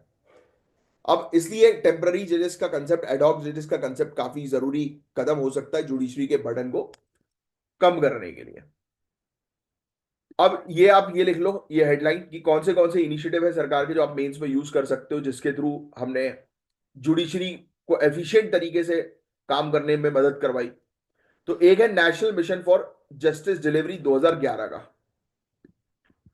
National mission for justice delivery 2011। इसमें हमने क्या किया, सिंपली इंफ्रास्ट्रक्चर इंप्रूव किए जिससे कि जस्टिस डिलीवरी जल्दी हो। फिर ई कोर्ट मिशन प्रोजेक्ट, ये कोर्ट में टेक्नोलॉजी का उपयोग करके जल्दी से केस को रिजॉल्व किया जाए। ई कोर्ट मिशन मोड प्रोजेक्ट, सिर्फ टाइटल डाल दो आप, सिर्फ टाइटल डालो। टेली लॉ प्रोग्राम 2017 का, जो पिछड़ी कम्युनिटीज होती हैं इनके लिए वीडियो कॉन्फ्रेंसिंग और ऑनलाइन लीगल एडवाइस जो है वो दी गई। ये 2017 में स्टैब्लिश किया गया। मतलब कि यार भाई, कुछ ऐसी कम्युनिटीज होती है ना कि जो भाई कोर्ट तक नहीं पहुंच पा रही, पैसा नहीं है, बहुत दिक्कतें हैं दूर दराज के एरियाज में, तो वो ऑनलाइन जो है वो कंसल्ट कर सकें। ऑल्टरनेटिव डिस्प्यूट रेजोल्यूशन मैकेनिज्म हम लेकर आए, ये मध्यस्थता करवाती है और लोक अदालत के थ्रू जो है वो फास्ट ट्रैक जस्टिस जो है वो प्रोवाइड कराती है, यानी कि कोर्ट के बाहरी मैटर को रिजॉल्व करने के लिए ये ऑल्टरनेट डिस्प्यूट रेजोल्यूशन मैकेनिज्म हम लेकर आए, मध्यस्थता करवाने के लिए, है ना। फिर फास्ट ट्रैक कोर्ट्स लेकर आए महिला, बच्चे के लिए और पॉलिटिशियंस के केसेस को हैंडल करने के लिए। तो ये भी ध्यान में रखना, फास्ट ट्रैक कोर्ट किन किन केसेस को हैंडल करता है, जो भी क्राइम होता है महिला, बच्चों और एमपी एमएलए के अगेंस्ट। लेकिन फिर भी बैकलॉग अभी तक जो है वो सॉल्व नहीं हुए हैं, तो हमें किस चीजों पर काम करना चाहिए, तो ये चीज सिर्फ सुनो आप। तो बिहार लीगल सपोर्ट सोसाइटी, इनने आइडिया सजेस्ट किया था कि एक नेशनल कोर्ट ऑफ अपील जो है वो बनाई जाए, जो ऑनरेबल सुप्रीम कोर्ट के वर्कलोड को कम करे, यानी कि एक सुप्रीम कोर्ट की एक और बॉडी। फिर सुप्रीम कोर्ट के वर्क डेज बढ़ा दो, ये एक मलीमत कमेटी ने रिकमेंडेशन किया था कि ऑनरेबल सुप्रीम कोर्ट की छुट्टी के पीरियड जो है वो कम कर दो और उनके ऊपर वर्कलोड बढ़ा दो। तो ये मलीमत कमेटी लिख लेना यार। तो ये इससे रिलेटेड क्या होता है, कमेटी से रिलेटेड ये क्वेश्चन आया था, तो ये वाला लिख लेना। फिर इसके अलावा एक हमारे former honourable chief justice of India NV Ramana थे, इन्होंने एक national judicial infrastructure authority of India, ये इंपॉर्टेंट है, बनाने की बात करी थी, जो जुडिशियल इंफ्रास्ट्रक्चर के गैप्स को फिल करे, जो प्रॉब्लम्स जुडिशरी आज की डेट में इंफ्रास्ट्रक्चर से रिलेटेड जो है वो फेस कर रहा है, तो वो उस गैप को जो है वो कवर करने के लिए हमारे फॉर्मर CJI ने जो है वो ये रिकमेंडेशन जो है वो दिया था। तो ये भी बहुत इंपॉर्टेंट है, लिख लेना, ठीक है। तो जितनी चीजें मैंने हाईलाइट करी है, you have to just note it down. चलो, तो ये हमने जो अभी बात करी है, इंडियन जुडिशरी की बात करी, एक बहुत ही इंपॉर्टेंट टर्निंग पॉइंट पे खड़ा है ये। और अगर बैकलॉग कम नहीं किया गया तो जस्टिस डिलेड जस्टिस डिनाइड बन जाएगा। कभी ये टर्म सुना है? नहीं सुना तो लिख लो, justice delayed is justice denied. न्याय में देरी होने का मतलब न्याय हो ही नहीं रहा है। तो ये जो टेम्पररी जजेस हैं, इन ये एक स्ट्रॉन्ग स्टेप हो सकता है, लेकिन इसके साथ स्ट्रक्चरल रिफॉर्म्स भी जरूरी हैं, चीजें फास्ट हो, जो मैंने भी आपको बताया। तो ये चीजें थी बस, इसके अंदर और कुछ नहीं है। अब इंडिया की फिस्कल डिसिप्लिन जर्नी के बारे में बात करेंगे कि कैसे भारत ने अपने फिस्कल डेफिसिट, सरकार का जो राजस्व घाटा होता है, जिसको फिस्कल डेफिसिट हम लोग बोलते हैं, इसको कंट्रोल किया है। फिस्कल डेफिसिट समझ रहे हो ना, कि सरकार जो है वो, फिस्कल डेफिसिट जब होता है जब सरकार का रेवेन्यू और उसका एक्सपेंडिचर में डिफरेंस आता है। कैसे? सरकार कमा कम रही है, रेवेन्यू उसके पास कम आ रहा है, बट उसके पास खर्चे जो है वो बहुत ज्यादा है, एक्सपेंडिचर बहुत ज्यादा है, तो उस चीज को बोलते हैं fiscal deficit. I think economics का बेसिक टर्म है, सभी को पता होगा, GS पेपर 3 के लिए इंपॉर्टेंट है। तो इसी पर ही हम बात करेंगे कि पेंडेमिक के बाद गई फिस्कल डेफिसिट का चैलेंज। 2020-21 में फिस्कल डेफिसिट 9.2% ऑफ GDP तक पहुंच गया था। ये चाहो तो देख लो, पेंडेमिक के समय पर सरकार का घाटा 9.2% तक जो है वो पहुंच गया था। अब ये 5.6% पे आ गया है और 2024-25 का टारगेट 4.9% जो है वो रखा गया है। तो ये फैक्ट जो है वो ध्यान में रखिएगा। अब fiscal responsibility and budget management act 2003 के तहत इंडिया ने फिस्कल कंसोलिडेशन स्ट्रेटजीज अडॉप्ट करी हैं, यानी कि हमने हमारे राजस्व घाटे को कम करने के लिए कुछ स्ट्रेटजीज अडॉप्ट करी हैं, और उस कानून के थ्रू हम लोग को वो ये स्ट्रेटजीज देखने को मिलती हैं। तो ये टाइटल जो है बस डाल लो, क्योंकि इसके बारे में आप ऑलरेडी इकोनॉमिक्स के अंदर जो है वो पढ़ते ही हो। फिर 2014 के इकोनॉमिक क्राइसिस के बाद जब इंडिया को फ्रेजाइल 5 में गिना गया, तब से लेकर अब तक भारत की फिजिकल डिसिप्लिन जर्नी रिमार्केबल रही है। किसी को बताइए फ्रेजाइल 5 क्या चीज है? फ्रेजाइल 5 ये लिखो, ये टास्क है आपका, ये आज आपको इसके बारे में पढ़ना है। एक और चीज करें, फ्रेजाइल 5। अच्छा, मैं आपको टास्क देता हूं तो आप ये तो नहीं सोचते कि अरे यार सर जो है ये टास्क जो है वो दे रहे हैं, सर बता देते तो क्या चला जाता, 2 मिनट तो लगता है ना? अगर सोच रहे हो तो बेटा मैं तुम्हें सिखा रहा हूं गलत सोच रहे हो। मेहनत करना सिखा रहा हूं कि थोड़ी सी मेहनत करो। जब ये मेहनत करोगे ना, फ्रेजाइल 5 जब सर्च करोगे, उससे रिलेटेड नोट्स बनाओगे, मजा आएगा। लगेगा कि हाँ you are doing the task. समझो ना कि भाई स्क्रीन के उस पार जो बैठा हुआ है वो मेरा सीनियर है, मेरा सीनियर अधिकारी बैठा है, चीफ सेक्रेटरी बैठा हुआ है और मैं आईएएस ऑफिसर हूँ। तो वो मुझे ऑर्डर दे रहे हैं, मतलब मैं डिस्ट्रिक्ट कलेक्टर हूँ, मुझे ऑर्डर दे रहे हैं कि भाई you have to do this, you have to do that, है ना? तो वो ऑर्डर पास कर रहे हैं, तो हम लोग जो है वो ऑर्डर उनका ले रहे हैं और हमें ये चीज आज शाम तक सबमिट करनी है। That is a time bound task. Low challenge, खेलो इस तरीके से अपने दिमाग से। दिमाग से खेलो कि भाई मैं अभी पढ़ नहीं रहा हूं, मैं पढ़ नहीं रही हूं, मैं ये ट्रेनिंग ले रही हूं, दिस इज माई ट्रेनिंग। अभी देखो हमारे सीनियर ने हमें बताया कि देखो कोर्ट में ये केसेस कितने पेंडिंग चल रहे हैं, तो हम ये डिसीजन लेने वाले हैं। खेलो ऐसे अपने दिमाग के साथ। तब पढ़ाई पढ़ाई नहीं लगेगी आपको, तब आपको लगेगा कि हाँ यार you are doing your duty, right? क्योंकि पढ़ाई हो चुकी है बॉस, आप लोगों की 12वीं क्लास तक, कॉलेज तक पढ़ चुके हो, है ना? इसीलिए ग्रेजुएशंस के बाद ही या फिर अब फाइनल ईयर ऑफ ग्रेजुएशन में आप इसका एग्जाम देते हो, क्योंकि ये पढ़ाई नहीं है, ये आपका करियर है, राइट? पढ़ाई हो चुकी है। अब देखो फिजिकल कंसोलिडेशन का मतलब क्या है, ये चीज हम समझते हैं। तो इसका मतलब है गवर्नमेंट फाइनेंस को सस्टेनेबल बनाना। अरे सिंपल है भाई, सरकार जो है जो वो खर्चा कर रही है तो इस प्रकार से करे कि ऐसा नहीं कि लुट जाए और इतनी बुरी स्थिति हो जाए कि उसको बाहर से लोन लेना पड़े, जो अभी है स्थिति वैसी, और फिर इंटरेस्ट में मारी जाए, कुछ ग्रोथ नहीं हो पाए, कुछ डेवलपमेंट नहीं हो पाए, है ना? तो हम अपने जो राजस्व के जो खर्चे हैं उसका जो घाटा है, पब्लिक का जो कर्ज है, पब्लिक डेट मतलब सरकार का कर्ज होता है, ठीक है? तो उसको जो है वो हमें कंट्रोल करना है। अच्छा, इसको गवर्नमेंट डेट क्यों नहीं बोलते, पब्लिक डेट क्यों बोला जाता है? किसी को आइडिया कुछ? इसको पब्लिक डेट क्यों बोला जाता है, गवर्नमेंट डेट क्यों नहीं बोल रहा है? अरे यार गवर्नमेंट तो पब्लिक की है ना।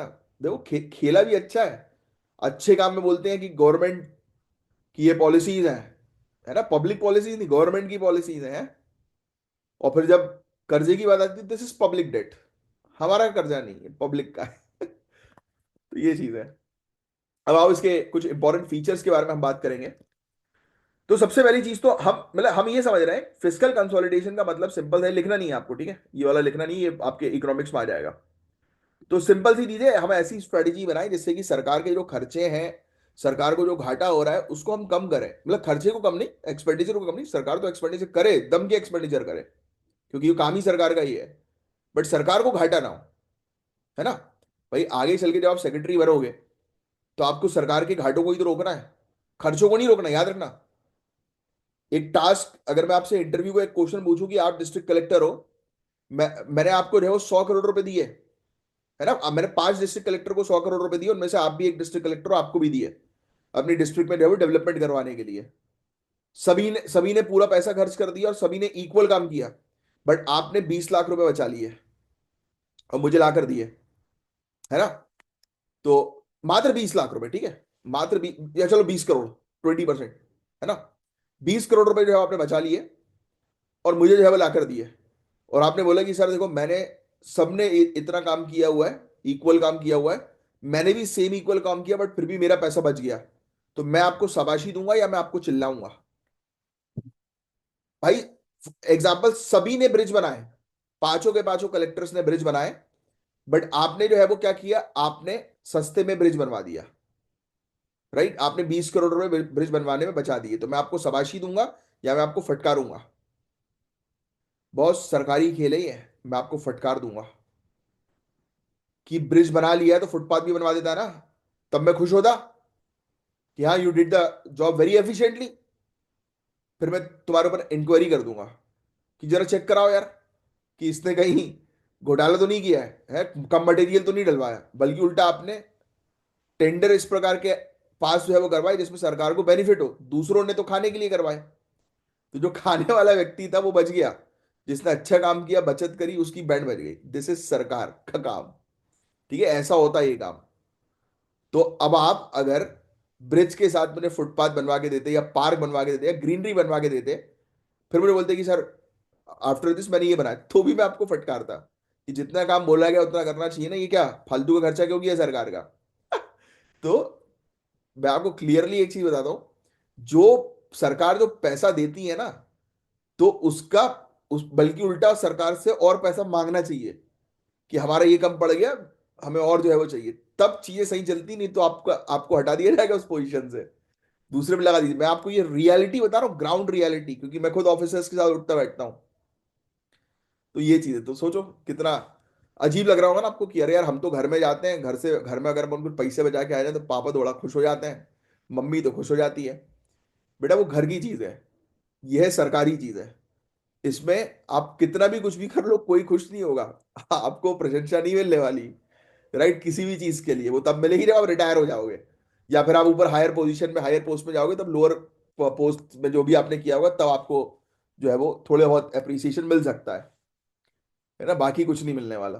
बाकी खर्चे की अगर बात की जाए तो आपको जो है वो क्वालिटी पर जो है वो ध्यान देना है, क्योंकि जब टेंडर जब पास होता है तो पहले से पता होता है भाई किन किन प्रोडक्ट के किन किन रेट जो है वो देने हैं। बस आपको सिर्फ ये इंश्योर करना है कि वो पैसा सही तरीके से लगे, जितना पैसा जिस चीज के लिए एलोकेट किया गया उस चीज में लगना चाहिए, बस इतना काम होगा आपका।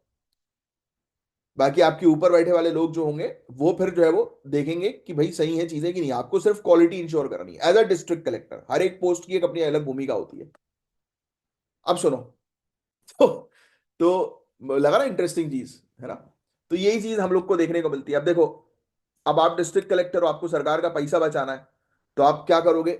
स्पेंडिंग जो करोगे वो क्वालिटी चीजों पर करोगे, जैसे कि इंफ्रास्ट्रक्चर पे, एजुकेशन पे, हेल्थ केयर।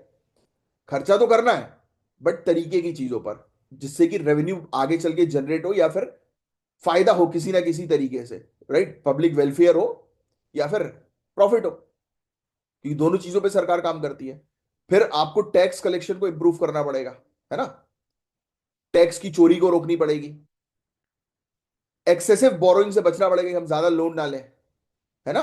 पब्लिक डेट को सस्टेनेबल रखना होगा, कि डेट मैनेजमेंट हम लोग करें कि जिससे कि हम प्रॉपर टाइम पर इंटरेस्ट चुका पाए, प्रिंसिपल चुका पाए, और हमारा रेवेन्यू भी कंटिन्यूअस जनरेट होता रहे।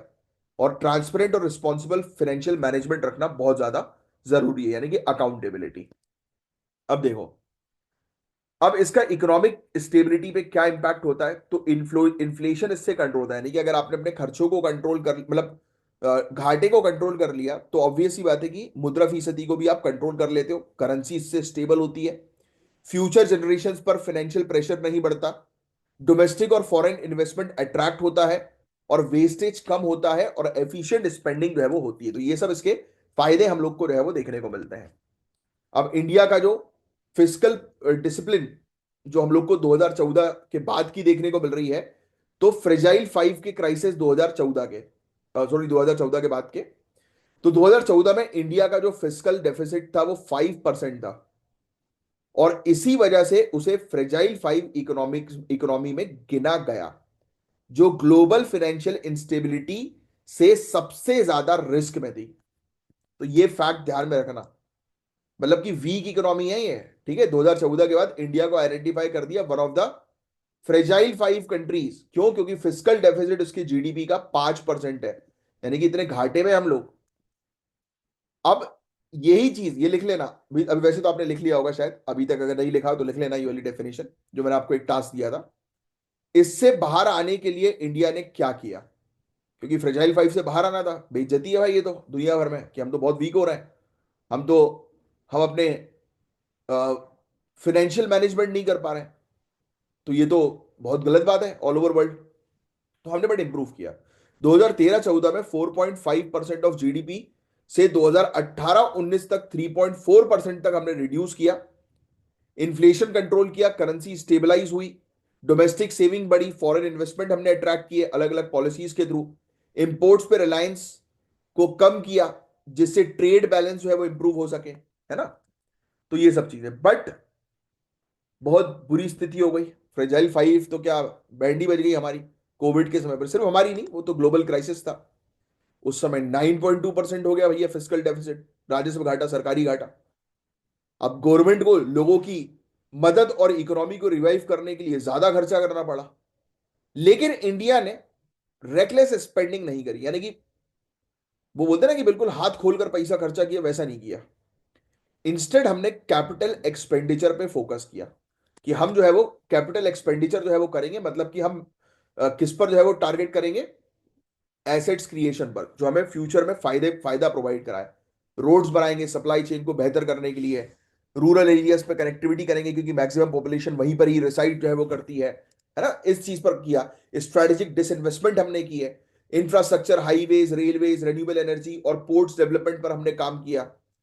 हमने प्रोडक्शन लिंक्ड इंसेंटिव स्कीम लेकर आए ताकि इंपोर्ट डिपेंडेंसी कम हो, इंडिया को आत्मनिर्भर हम बना सकें, है ना। इन सब चीजों पे हमने काम किया कि नहीं किया? बिल्कुल किया। तो ये सब चीजें सुननी है आपको, देखो कितना बढ़िया लग रहा है, कितना अच्छा लग रहा है सुनने में कि सरकार जो है वो देखो वापस से उठ कर आई। फ्रेजाइल 5 एक नया टर्म आपको मिल गया।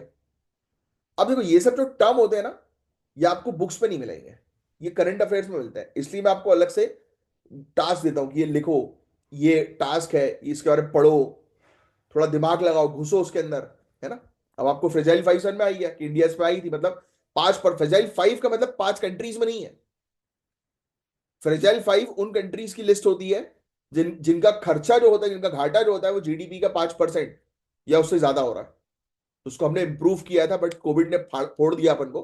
बट फिर भी उसके बाद भी हमने इंप्रूव करने पर ध्यान दिया।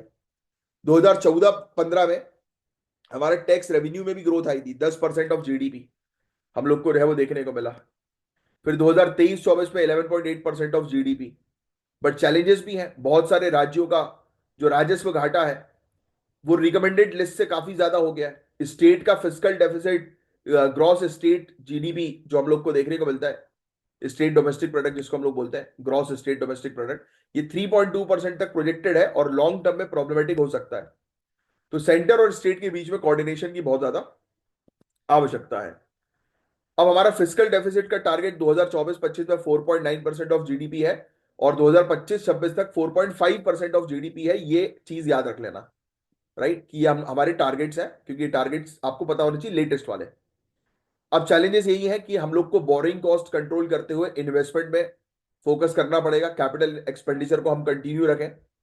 हर स्टेट अपनी इकोनॉमी के हिसाब से फिस्कल रिफॉर्म्स लाए, यानी कि हर स्टेट के हिसाब से स्टेट गवर्नमेंट जो है वो अपनी खुद की जो है वो किस प्रकार से उसको इकोनॉमी को सुधार करना है, अर्थव्यवस्था में सुधार करना है, उसकी प्लान पॉलिसी जो है वो लेकर आए।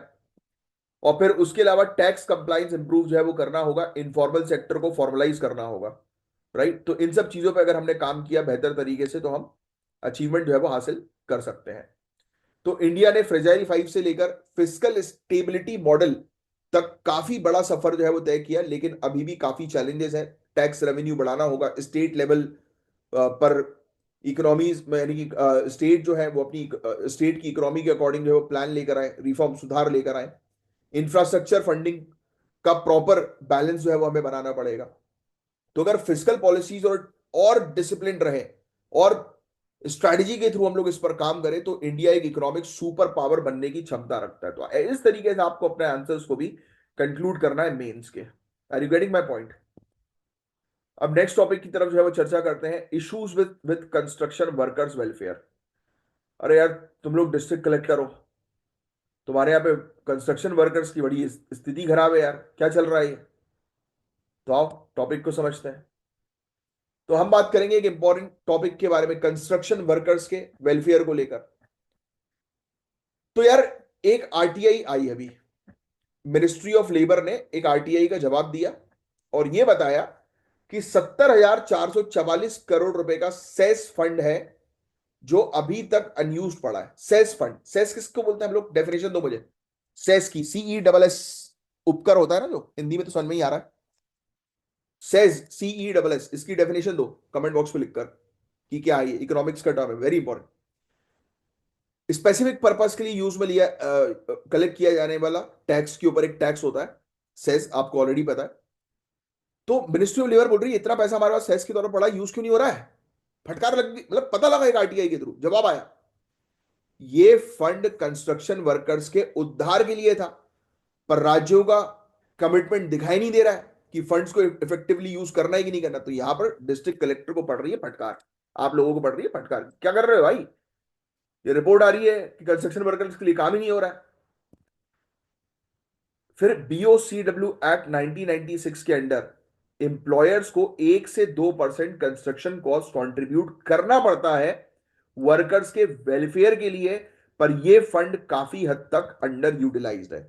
तो यहां पर आपको ये पॉइंट थोड़ा सा पता होना चाहिए कि फंड कहां से उठाया जा रहा है। तो ये building and other construction workers act 1996 के तहत ये फंड उठाया जाता है, जिसमें जो एम्प्लॉयर्स होते हैं जिसने कंस्ट्रक्शन वर्कर्स को हायर किया है, उन्हें 1 से 2% कंस्ट्रक्शन की कॉस्ट का जो है वो अलग रखना पड़ता है वर्कर्स को सपोर्ट करने के लिए, जमा करवाना पड़ता है कि वर्कर्स की सपोर्ट जो है वो किया जाए।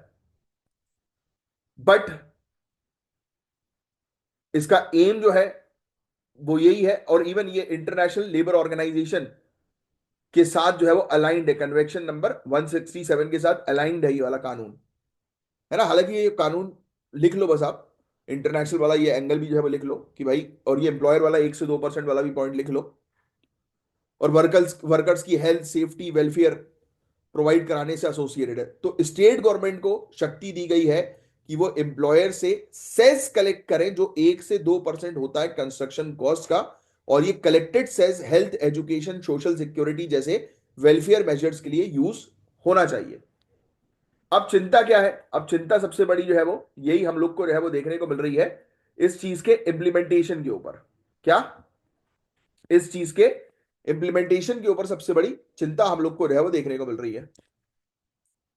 70,744 का सेस फंड खर्च ही नहीं हो रहा है। राज्य जैसे कि महाराष्ट्र, कर्नाटक, उत्तर प्रदेश, इनके पास बड़ी अमाउंट्स अवेलेबल हैं, पर वर्कर्स को ये बेनिफिट्स नहीं मिल पा रहा।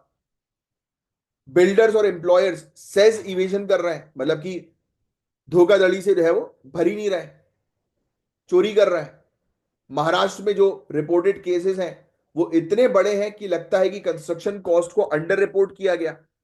कंस्ट्रक्शन में जो है वो जो कॉस्ट लगा है और सेस जो आ रहा है वो बहुत ही, उसमें बीच का डिफरेंस हम लोग, यानी कि सेस तो मिल ही नहीं रहा है, यानी कि ये जानबूझकर कंस्ट्रक्शन कॉस्ट को कम कर देते हैं सेस बचाने के लिए।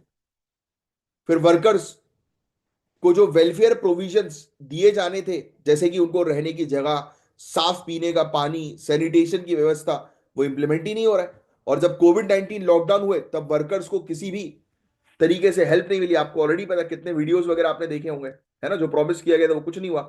केरल को छोड़ के बाकी स्टेट्स बीओसीडब्ल्यू एक्ट को सही से इंप्लीमेंट ही नहीं कर रहे हैं। मतलब कहीं ना कहीं अचीवमेंट यह है कि केरल जो है वो सही तरीके से इस कानून का इंप्लीमेंटेशन जो है वो कर रहा है। बड़ी परेशानी है।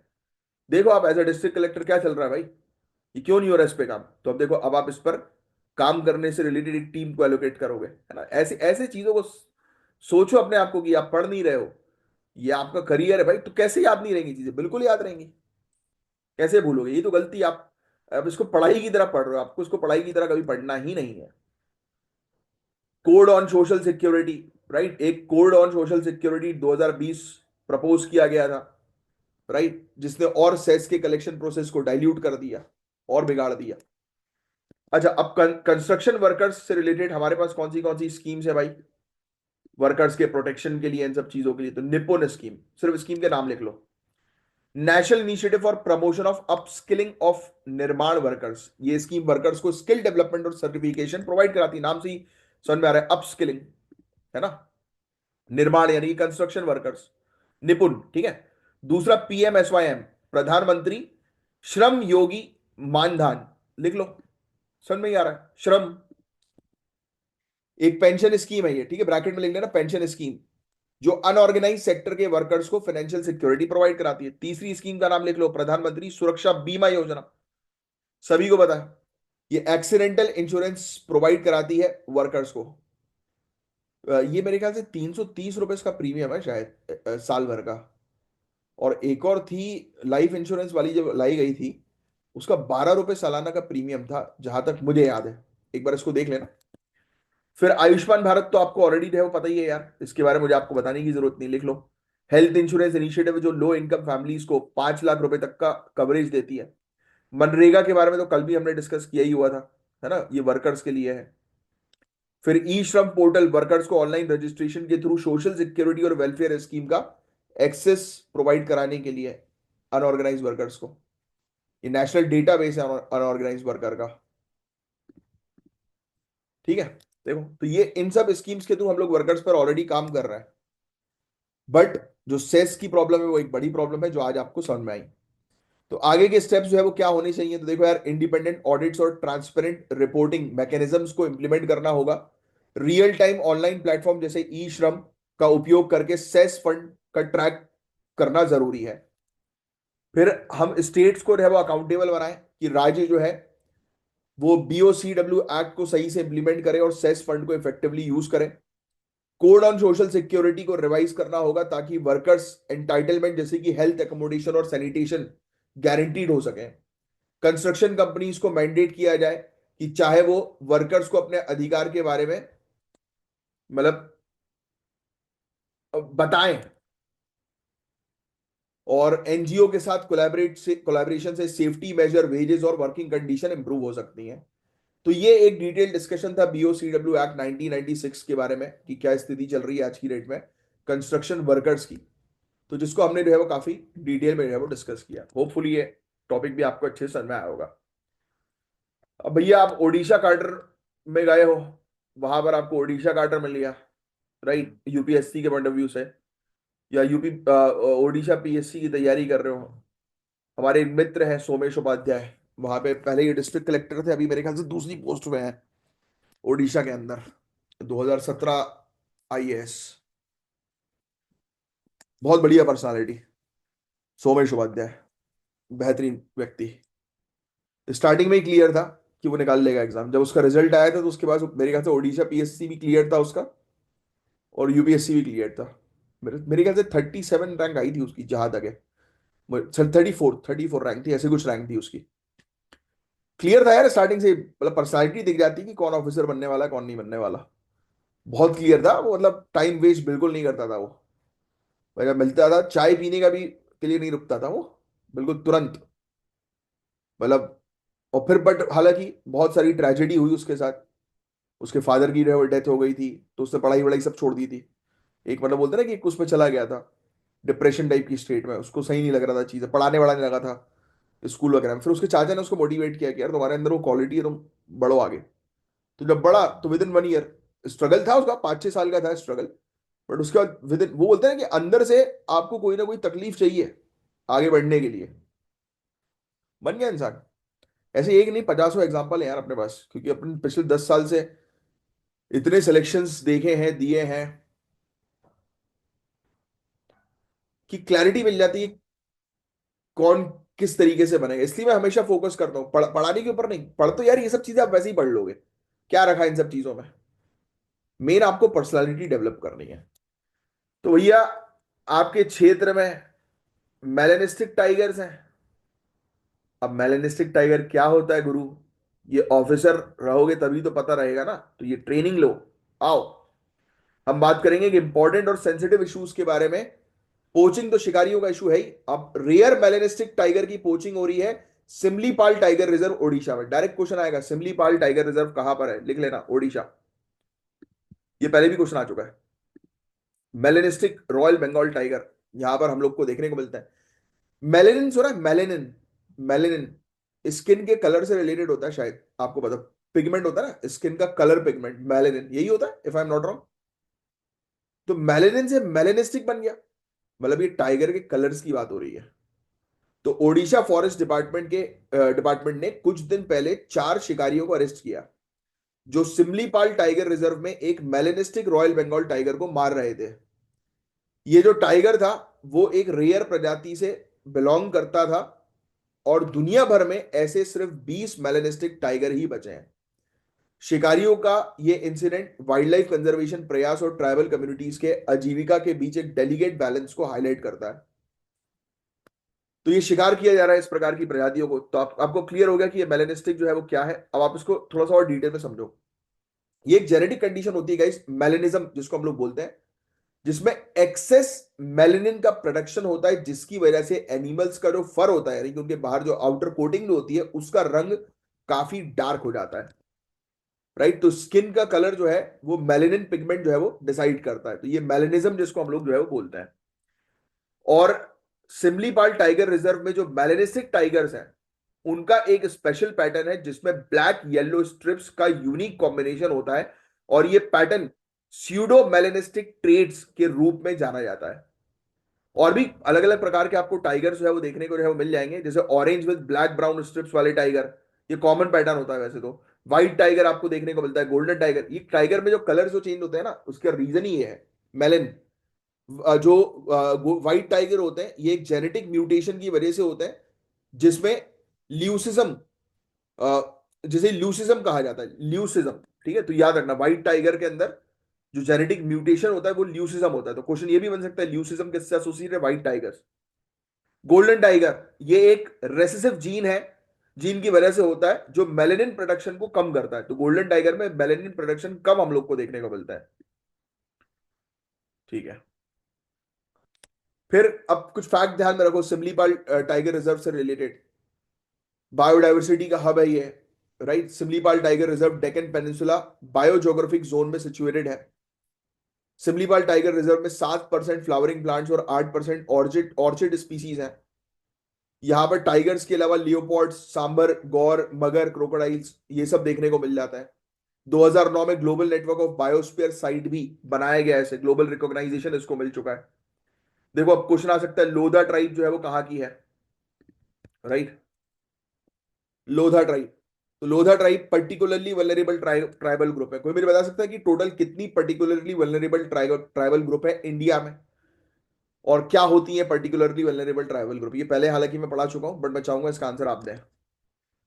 तो अब इसको पर्टिकुलरली वल्नरेबल ट्राइबल ग्रुप के रूप में, यानी कि जो ट्राइबल ग्रुप में सबसे पिछड़े होते हैं उनको ये कहा जाता है पर्टिकुलरली वल्नरेबल ट्राइबल ग्रुप। और ये 75 थे पहले का रिकॉर्ड है, बट मेरे ख्याल से अभी कुछ बड़े हैं, तो उसका एग्जैक्ट रीसेंट रिकॉर्ड मुझे कमेंट बॉक्स में लिखकर बताना सर्च करके। 75 तो कंफर्म थे कि पर्टिकुलरली वल्नरेबल ट्राइबल ग्रुप है। पिछले 2-3 साल पुराना रिकॉर्ड था, बट अभी मेरे ख्याल से शायद कुछ ऐड हुए हैं बीच में, तो और बढ़ गई है इनकी संख्या। अब इनकी पॉपुलेशन ओडिशा के मयूरभंज और कटक डिस्ट्रिक्ट में है, तो ओडिशा में पाई जाती है ट्राइबल ग्रुप, बस इतना ध्यान में रखो, इससे ज्यादा नहीं पूछेंगे आपसे। पहले ये लोग हंटिंग और रोप मेकिंग का काम करते थे, पर अब एग्रीकल्चर और डेली लेबर पे डिपेंडेंट है। इनकी डाइट फिश, टॉर्टोइज और जंगल के जंगली जानवर पे बेस्ड है। इनकी हंटिंग प्रैक्टिस सर्वाइवल की वजह से जो वाइल्ड लाइफ कंजर्वेशन प्रयास से कॉन्फ्लिक्ट करती हैं। सिमलीपाल के कुछ एरियाज ऐसे हैं जहां बहुत सारे शिकारी हम लोग को देखने को मिलते हैं। तो पोचर्स जो है, ये चिंता वाली बात है, काफी सारे शिकार यहाँ पर होता है। जो शिकारी जो है इन्होंने टाइगर मारने की कोशिश की थी अभी, और उनको स्पेसिफिकली मेलेनिस्टिक टाइगर्स नहीं चाहिए था, और उनकी हैंडलिंग भी काफी इनएक्सपीरियंस थी। और एक मेलेनिस्टिक टाइगर का लॉस भी हुआ वाइल्ड लाइफ कंजर्वेशन के लिए मतलब एक भी अगर लॉस होता है तो ये प्रयास जो है वो हमारे लिए जो है वो वाइल्ड लाइफ को प्रोटेक्ट करने का जो है वो काफी पीछे हो जाएगा। तो यही चीजें हैं, तो बस इसके अंदर और कुछ नहीं है गाइस। ध्यान में रखने वाली चीज आपको तो बस ये थोड़ा सा वो ध्यान में रखना था कि ये कहाँ पर है वाइल्ड लाइफ सेंचुरी, और ये सिमलीपाल टाइगर रिजर्व, इसके बारे में भी हमने बात करी। और थोड़ा सा आपको लोधा ट्राइब के बारे में जो है पता होना चाहिए, और मेलेनिस्टिक टाइगर के बारे में पता होना चाहिए। बस इस टॉपिक के अंदर 3 चीजें थी जिसका आइडिया होना चाहिए। अब ये पार्टी विप का मैं नहीं बताऊंगा आपको, ये आप ही को बताना है। पार्टी विप पॉलिटी के अंदर बहुत इंपॉर्टेंट टॉपिक है, इससे रिलेटेड एग्जाम में भी चीजें आती हैं, और जीएस का एक बहुत इंपॉर्टेंट टॉपिक है पार्टी विप। तो ट्राई करना है इसका आंसर जो है वो देने की, क्या होगा करेक्ट आंसर। और दूसरा, हिमाचल प्रदेश की हिस्ट्री के बारे में तो आपको पता होना ही चाहिए, स्टेट की history, state reorganisation act, right. तो ये भी पॉलिटी का एक इंपॉर्टेंट क्वेश्चन है, ट्राई करना है इसका आंसर जो है वो देने की।